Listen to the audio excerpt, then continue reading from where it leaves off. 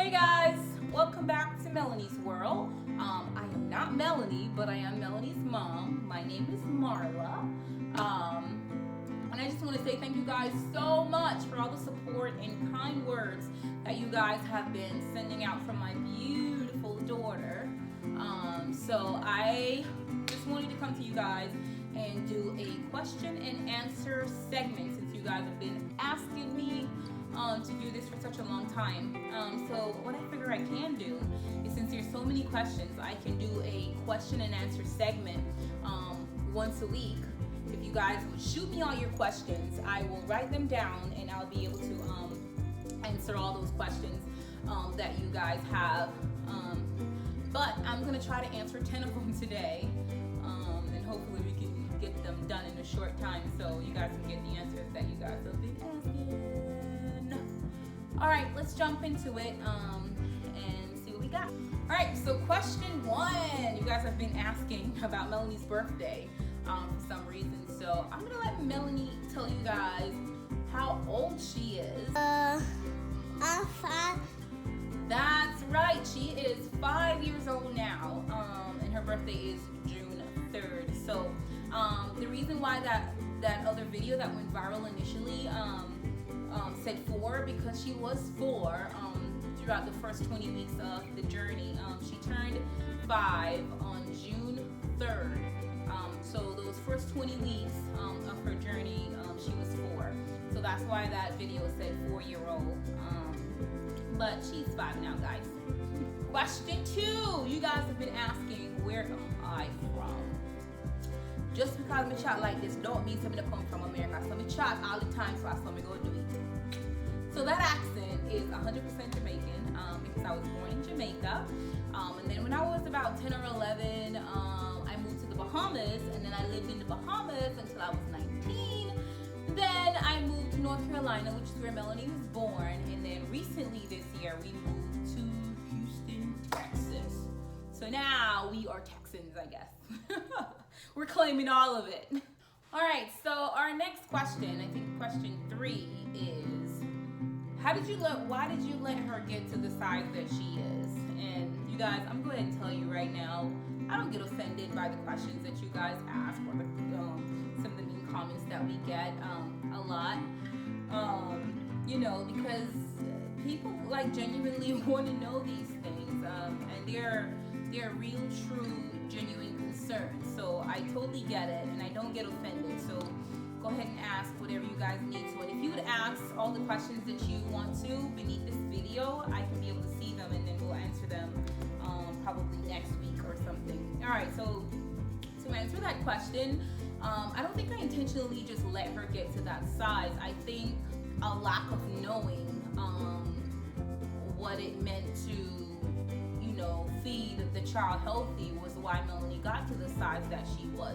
But it wasn't that she wasn't getting enough activity, because when Melanie packed on all that weight, she was in dance school, she did gymnastics, we did swimming, and she still did activities. It's not like I kept her at home and let her not do any activity and she just packed on all the weight. Like, it was primarily because of what she was eating. Like, I would watch this child eat and tell me that she's still hungry after eating a large portion of something, and I would give her something else, and she would like keep coming back and back saying she's hungry. So it was like a revolving cycle that I just couldn't figure out what was going on with her. Why was she hungry? So I had to do like a whole evaluation of what the heck she was eating, or what was psychologically causing her to want to eat so much. But I think kids take on our habits that we learn, because when I was growing up, like, there was never a conversation of healthy eating in my house. We ate what we got, and we were lucky about the foods that we get, so we will eat all of it, right? So yeah, she definitely took on my lifestyle when I was going through nursing school and I was so busy, or when I would go to work and work those long 12-hour shifts and I come home and didn't want to cook and would end up going to fast food. I think when you're going through that, you don't think about how horrible it is for the child, until you end up to that point. You're like, what the heck did I do to her? So yeah, it was definitely my fault, my lifestyle that the poor child took on, and I'm just happy that we found a solution, is able to get to this point that we're at now, and to be able to teach her the right things, to do to nourish her body, and be healthy. And question 4 is what made you decide to start the journey? So major question, right? And I think I get a bit emotional when I have to answer a question like this. So it was a combination of a lot of things that made me decide to start this journey. So one of the main ones were when we took her to a pediatrician appointment. 1, she had high blood pressure reading. That was 1.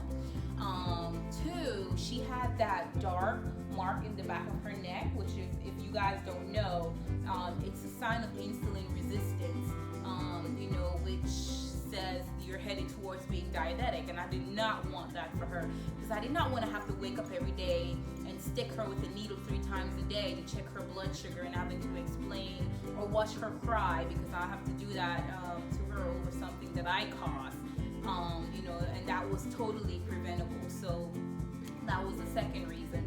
Another reason is because she could not keep up playing with her peers. Like, she would try to play with her friends or try to do gymnastic or whatever it is that she was doing, and she would be that one child that had to stop because she was so tired and she couldn't go anymore. So she would quit doing a lot of things because of that, so it was affecting her in that way.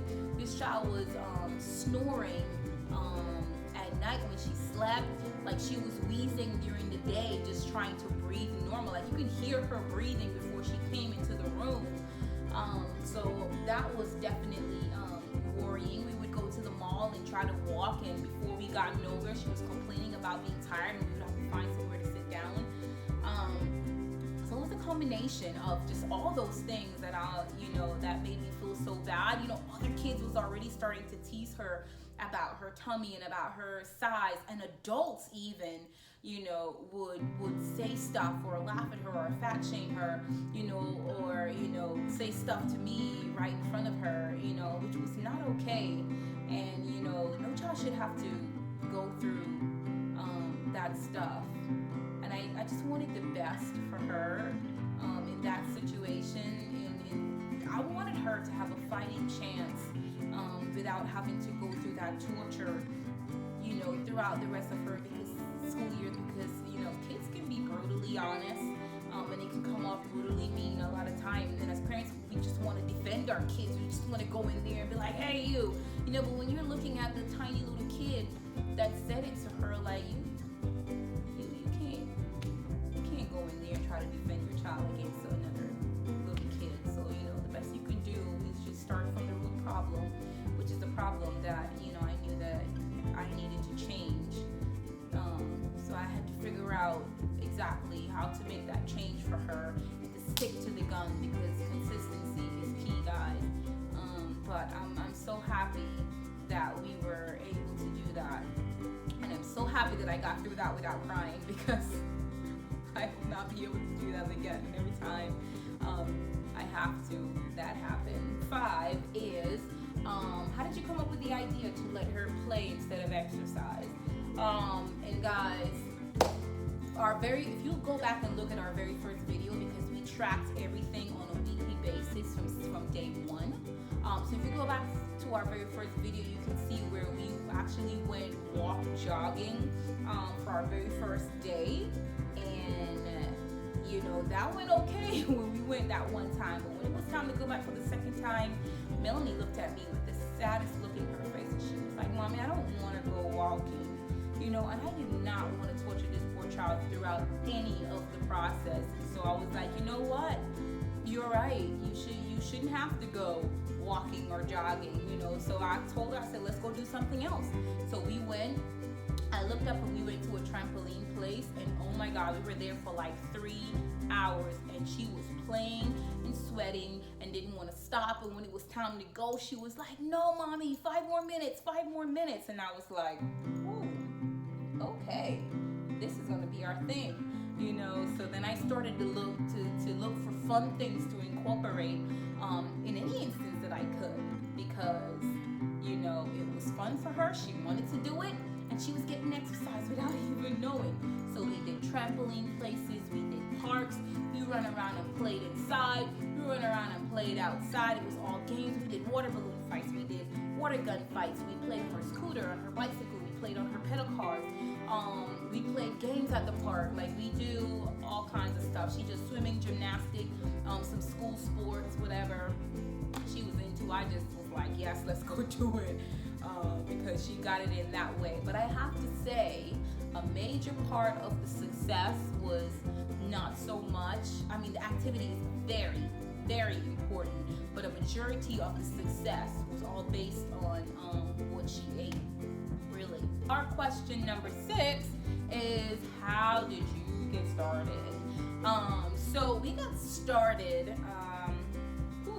so the very first thing that I did, is I went and I did all my research. Like, I looked up, okay, so what plan are we looking to do?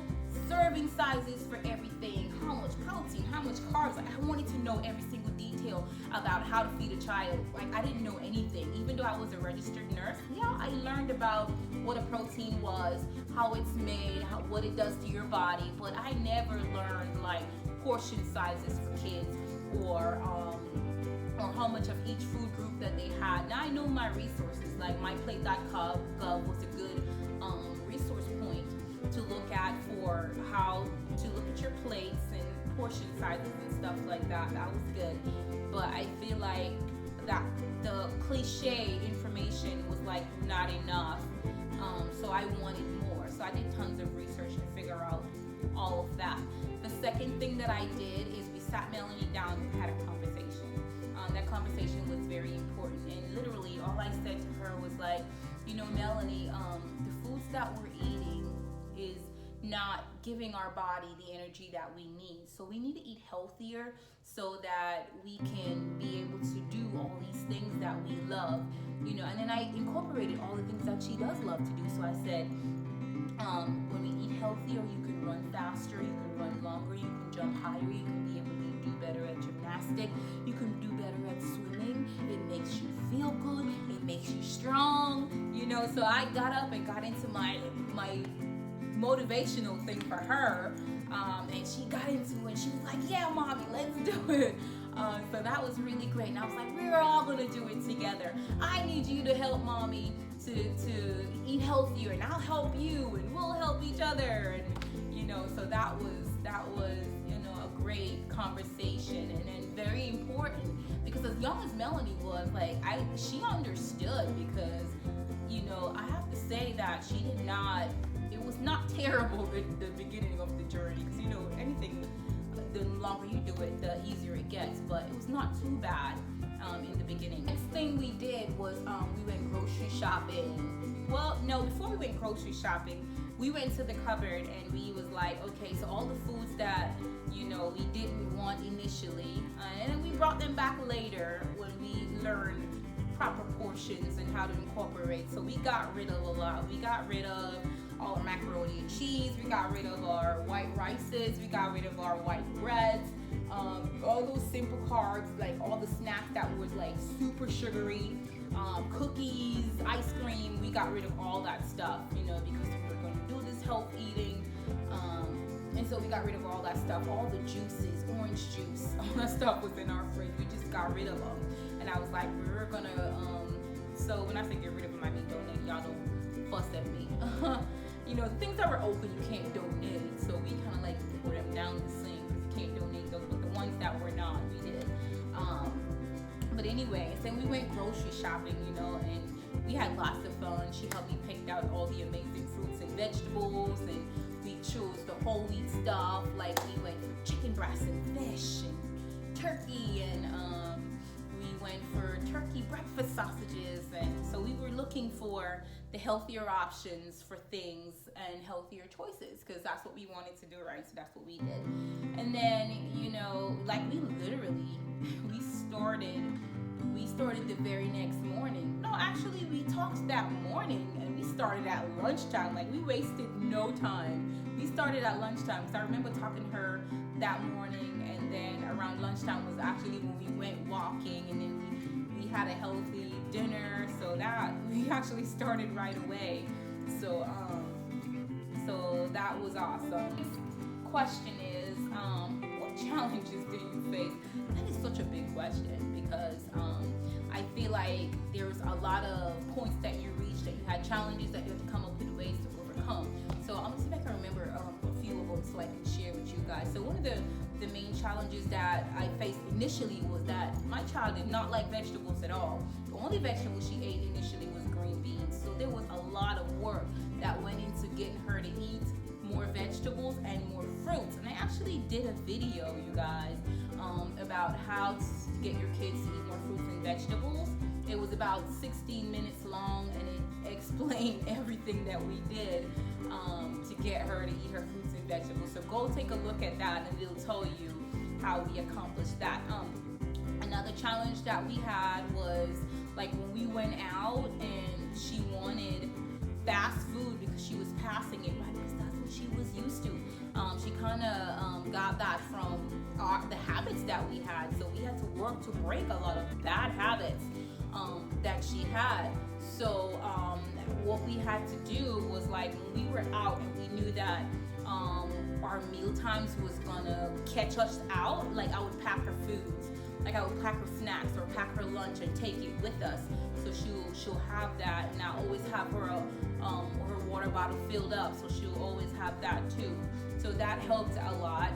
Another challenge initially was, other family members. You send your kids to other family house, like, I don't know if it was the thing. I don't think it wasn't because they don't care. It's because your kid is gonna get fed what they're eating in their lifestyle, and it just, not always the healthiest thing. So that was an issue. So I found that I had to start packing her meals and send it with her. And then another one was too at school, because she was in pre-K at the time when we started, and I would send her to school. I would like feed her breakfast in the morning and send her to school, and then later on I found out that she was eating breakfast at school too, and then at home, and then for lunchtime they will be eating whatever it is that they eat, and then they would give them 3-4 different portions, and I was like, oh my gosh. So I literally had to went up to the school and I had a conversation with the teacher and stuff up there, and I let them know what I'm trying to accomplish with her, and then I started packing and sending her food to school. And I did not want my child to feel left out with the foods that she was taking to school or get jealous of all the school lunches. So that's why I started to do all the designs and stuff in her food so that she won't feel left out. Now the school that she's at, 90% of the kids bring their lunches and stuff, so not really an issue at this point. So that helps a lot with me sending her meals to school. Any more challenges? I'm trying to think of some.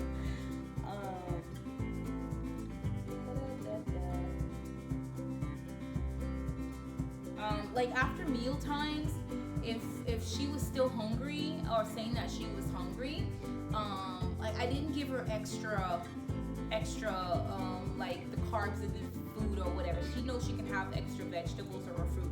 So if she was hungry after dinner now, I would be like, okay, you can have an apple or you can have 5 or 6 grapes, and she'll be just content with that. Bored eating and emotional eating when she's at home is another challenge. So what we do, she has figured out her own little tactic with that. So what she does is she get the crushed ice from the fridge, and then she get the little sugar-free flavored package and pour it on her ice and mix it up, and she'll eat that for a long time. Or she'll use the flavored water and pour it into popsicle makers, stick it in the fridge and make popsicles. It's no calories at all, and it's just something that she does, so that has helped us. If you guys can think about any other challenges that you guys are facing, comment them down below so I can address them, or any other question that I did not address, and I will try to answer those. So let's get to the other question. Somebody asked, what are some of the things that you cut out? And with this question, like, I don't think well, yes, we did cut out. I was going to say I don't think we cut out anything because we try to do portion sizes, but we did cut out these sugary drinks, guys. We don't drink We don't drink anything besides water or flavored water. Occasionally, like when she goes to a birthday party and they're having like the honest drinks or something, I'll let her have it at the birthday parties and stuff, but we don't keep them in our house. We definitely don't have rice in our house because we switched that out with cauliflower rice, and that is really good, guys. We do have bread because we have somehow found 0 net carb bread that is 45 calories but no net carbs. So we use that, and we try to replace regular things with whole wheat. And so yeah, macaroni and cheese not in our house. She does like macaroni and cheese, but I somehow be able to use the cauliflower and make it cheesy, and she loves that. So that's our replacement. But like once in a while when we do go out, or some Saturdays when she gets to choose one of her meals that she wants, macaroni and cheese, I'll let her have it. So we definitely try to do things in moderation. We have those occasional things, then we have the everyday fruits and vegetables, healthy eating, and then so that's pretty much what we did. But the one thing that we did majorly cut out was sugary drinks. And then we try to be low on the simple carb things. So your simple carbs are like your things that are high in sugar, processed foods, that kind of stuff. I still let her enjoy some of those things because she loves it, but not as much as before, for sure. So instead of letting her eat the whole thing of Oreo cookie, now like if we're giving it to her for an option snack, I let her have one Oreo cookie and then she'll have some fruits and stuff to go with it. So yeah. It's all about the lifestyle change that is doable, not so much being so super restrictive to make you say, okay, I haven't had this for this long, I'm gonna go get it and eat as much as I can. That's what we're trying to prevent. Question number 9 is, what diet do you have her on? Okay, so the U.S. Department of Agriculture and a few other of those organizations has a chart recommendation for age with calories, and they have sedentary, moderate, and active calorie recommendation for healthy kids. So what I did is I took the number from the sedentary, and sedentary means that you're not doing any activity at all. So I took that number, which was 1,200 for Melanie, and I added activity. So that's what has helped me, along with the MyPlate.gov recommendation for your plate. That has helped me a lot with portion sizes, and that was the main thing I needed help with, is how do you decide a portion size for your child? So that helped me a whole lot.